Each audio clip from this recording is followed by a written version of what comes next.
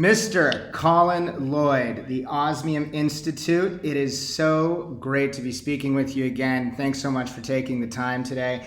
And just a little side note, I just Googled Osmium, the sunshine element, and the first search result that comes up is your online feature on Elevated Magazines. I thought that was pretty fantastic. That is awesome.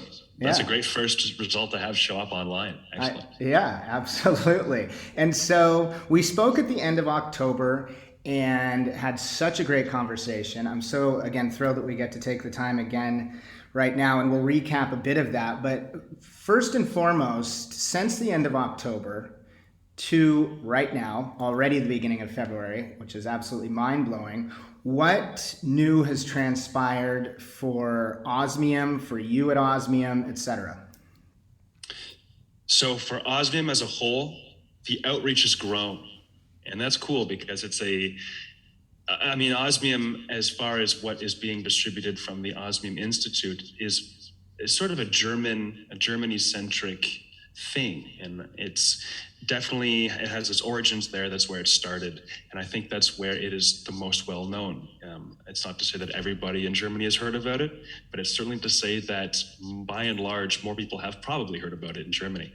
And so if you use that as the core, you can see how far has it spread. Where's word gotten out? Where are people now talking about it? Where are people now buying this precious metal and using it for their own needs? And in October, when we spoke, I was a couple of months into the development of a North American market. Who can I talk to who has never heard of this but would like to, and who haven't I spoken to who might be able to direct me in the right direction of getting word of this metal out? And so from October to now, that outreach, that sort of expansion, if you will, has grown exponentially.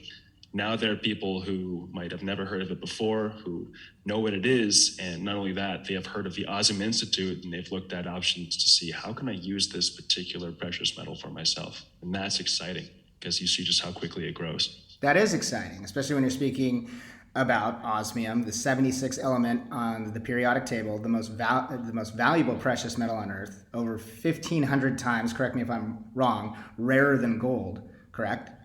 You're absolutely right, yeah. And so what has that experience been like for you with respect to in October, which seems like eons ago, of course, living in this new world we live in, yet at the same time being only, say, 5-6 months ago, what has that been like for you with respect to Osmium and having been able to engage with people and discuss something so precious, so rare, so valuable, so unique?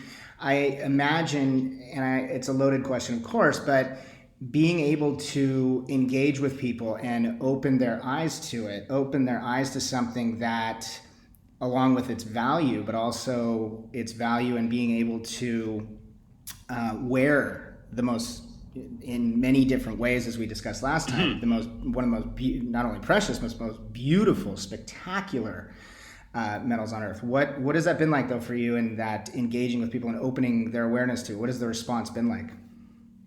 So it's almost the opposite of what you might expect, given the way that you asked the question. It's actually been amazing for me to see how my eyes have been opened and what I've come to learn just by talking to these people. And so who are these people? Of course, there's a wide variety. I've been able to speak with people who are, established members of the precious metal community, or people who are experienced in a finance world, in a luxury goods world, right. Or people who are just experienced at building markets, whether it's to do with precious metals or something completely different. I think what I've really appreciated from the last few months of working with the Osmium Institute and talking about Osmium to different people is I get to see, what do people think when they hear what I have to say? And by telling them what I know and by hearing them ask me questions about what I know, I'm in turn able to sort of flip that around and say, okay, well, what can you tell me? And what do you think about this?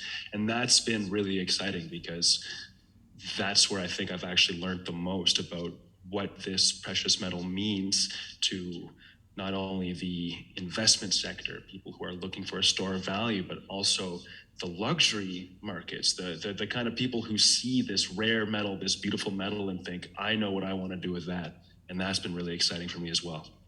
Great response, thank you, and I will compliment you again. You're so well spoken, and your knowledge about osmium is really impressive. Well, I gotta thank you yet again. Well, it's very true. So thank you. And let's discuss. You just said something really important. You said, "quote unquote," what it means to people, to certain types of people, depending on the industry that they're in, whether it's luxury goods, whether it's investments, whether it's specifically in precious metals and whatnot. But let's touch upon that, because I think within that comment that you made, that there is much to discuss, and we can segue in and out of also, let's touch upon again, to refresh people's memory, exactly what, outside of the few bullet points that I made, osmium, again, the 76th element on the periodic table, the most valuable precious metal on Earth, over 1,500 times rarer than gold. Let's expand upon that. So touch upon osmium again, and then also how each of those, and those are really important for the global audience and then for our audience, again, especially those in luxury goods, i.e. fashion, and then those in investments and whatnot. Okay, sure. I'll just start with an overview of osmium, what it is, and then I'll work towards what you said about precious metals, because I think depending on who you are as a listener, you might have a completely different conception of what a precious metal is and what it can be. Absolutely. So, and real quick, you pretty much nailed it. Osmium is it's an element on the periodic table. It's the 76th, which you said correctly. It is part of the platinum group metals, along with other metals like platinum, palladium, other lesser known metals such as, let's say, rhodium or iridium. And it's mined in conjunction with platinum, right? Perfectly said. Yeah, it is it's an element that's it is so rarely distributed across the Earth and the Earth's crust that there isn't actually an osmium mine. You couldn't just open up a mine and sort of dig into the Earth for it. Instead, like you said, there is platinum that is extracted. Platinum ore is then refined, and sort of a byproduct of this platinum is osmium. And the rate at which osmium is sort of extracted or refined from platinum ore it's a huge sort of funnel process. If you think the top of the funnel being this 30,000 ton amount of platinum ore, of those 30,000, I'm mixing my numbers up, of those 10,000 tons, still a lot, but 10,000 tons of platinum ore, of that generally comes about an ounce, about a troy ounce of osmium. That's amazing. So you can just see like how non-abundant the substance is. That's incredible. But, yeah, and it's something that I can't really picture, because I don't know what a mine looks like. I don't know what the refining process looks like myself, but just the scale of the numbers kind of paints a picture. So yeah, you said it right when you said this is a rare element, a rare metal. But moving forward with what rarity means, osmium is more than just rare. It has all these features, all these sort of characteristics that make it unique. One of them being that it's the densest element on the periodic table. It's also an element with incredibly high abrasion resistance. All these characteristics that sound like they would make the metal a perfect metal to use in various applications. And normally one would be correct in assuming that. The problem with osmium is that it is just so hard to come by. It's so rare, and it's such a costly process to extract it, that throughout history, it has had virtually no significant industrial uses at all. It's been used in various applications. Like a cool one to name is in light bulb filaments, the little sort of metallic part that actually lights up in a light bulb. There's a company that is still around today called Osram, and they used to create light bulbs. Their name, Osram, comes from osmium and wolfram, which is the German word for tungsten, the other element used in these same light bulbs. But just to kind of give you an idea, there was a moment in time where it could have been industrially relevant metal, but its rarity had other plans. Well, and I would imagine using it in that aspect, I would imagine that because it takes being mined in conjunction with platinum and having to mine 10,000 tons of platinum to get 1 ounce of osmium, I would imagine that's incredibly expensive. Oh, yeah. You've pretty much said it. It throws into question whether it's feasible to extract enough of this to use it for any bulk use. And so that's kind of where you get into the next part of the conversation, which is the precious metal status. So moving kind of into that direction, I mean, precious metal has various definitions. There are only a couple of them that are designated precious metals. Two of the most famous ones, of course, we all know, being gold and silver. And I think, you think of gold and silver, and the first thing you think about is the luxury of it. You think of precious metals. You think of gold coins and doubloons that were hoarded by pirates. Like, it kind of has this mythos around it. Unless, of course, you're using gold and silver in industrial application, and of course there are numerous. But the kind of further down the list of precious metals you go, you'll notice that although a lot of these metals are used in industry, in certain technological uses, their rarity tends to dictate how often they're used and where. And so you get down the list to osmium, what's often called the 8th precious metal, and I'll explain that in just a second. Okay. And you notice that there are sort of no major applications left for the reasons we just described. There's not enough of it to use. Right. Yeah, and so 8th precious metal just refers to the 8th in line to have had a market introduction. And that kind of brings back, my job. And you asked me what's changed the last few months. Well, I've sort of been looking at the introduction of this metal to the market. And so in the past, of course, you've seen precious metals that have been sold internationally for various reasons. Gold and silver, since historically, before written history, they've been coveted for their value, not just because they were rare or because they were shiny. They have this sort of reputation about them. And then there are metals like platinum. I'm sure a lot of people have heard of platinum. In fact, I bet most people have heard of platinum, but then you get palladium, rare still, rhodium, iridium. By that point, it gets kind of niche. And so all of these metals have had their market introductions, and throughout all these market introductions, you've seen a similar pattern, which is a spike in its price that doesn't always correlate with a immediate industrial use. Right. All I mean to say by that is that you have a metal that people are aware of its rarity. You have a metal that people may have seen uses for in the past, but you get this sort of effect, this knock-on effect, where one person decides, you know what, this could be useful in future because of its rarity. I'm going to see if I can get my hands on some. People will pick up on the idea, and then all it takes is a little squeeze in supply. That demand will create a huge surge in price. Right. And voila, you have this spike that you've actually seen historically in all these precious metals, except for the 8th, osmium. And so that's why it's referred to as the 8th precious metal, because here we are now looking at the beginning of this sort of market introduction. There are no more precious metals. It's not like you're going to create a new one. This is the last one. And a couple of people are starting to sort of sit on the edge of their seats wondering, okay, is this going to happen again, for the 8th and final time? Are we going to see this metal that has a big surge in price? And depending on who you speak to, the answer could be a likely yes. Right. And how exciting for you, how exciting for Ingo Wolf, how exciting for the Osmium Institute, correct?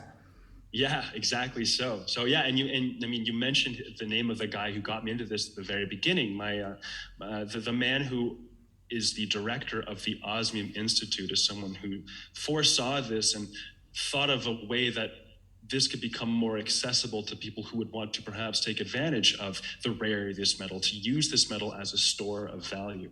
And so the Osmium Institute, and thank you, you very graciously sort of gave me a way to sneak this in. The Osmium Institute is a company based in Germany who works with crystalline osmium. It's osmium that's been crystallized in Switzerland, brought to Germany to be certified, and is then distributed around the world.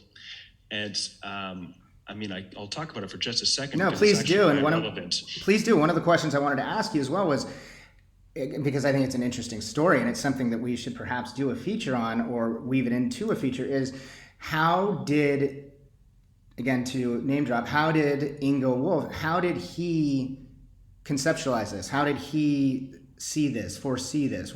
How did he, in all its brilliance, what is his connection and foresight with osmium?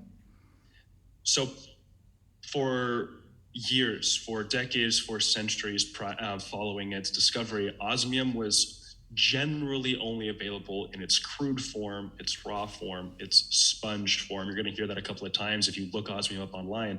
It's basically the form that you get after the platinum extraction.